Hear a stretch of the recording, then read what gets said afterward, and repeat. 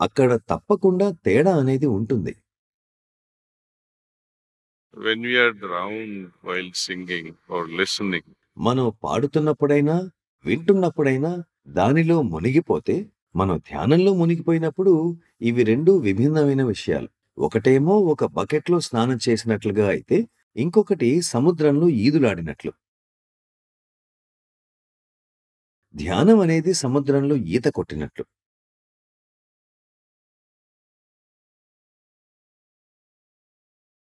దాన్ని ఈ విధంగా పోల్చవచ్చు. the extent to which one attains those blissful states ధ్యానం ద్వారా ఆ పరమానంద స్థితులను అందుకునే స్థాయి చాలా మంత్రముగ్ధంగా ఉంటుంది. కానీ మా గురువర్యులు సచ్చిదానంద స్థితిని కూడా వెనుకే వదిలేయాలంటారు. అది కూడా ఒక విధమైన మత్తు లాంటిది. దాన్ని వెనుక వదిలేయాలి, ముందుకు సాగాలి. it's also a kind of intoxication. You have to leave it behind and continue. అదే నిజమైన పరిత్యాగం. ఇల్లు వదిలి సన్యాసి జీవితం గడపడం చాలా చిన్న విషయం. కానీ అంతఃపురంలోని భోగభాగ్యాలను వదులుకొని సన్యాసి జీవనం గడపడం అంత సులభమైన విషయం ఏమీ కాదు.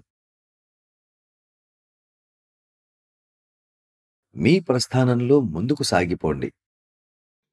You can transmit with a prayer to Lord and say, may your work నా ఈ భజనలు, సంగీత కచేరీలు, రాగాలతో నేను చేస్తున్న మీ కార్యం అందరి హృదయాలను తగిన విధంగా స్పృశించాలని ఆ భగవంతుని ప్రార్థించండి.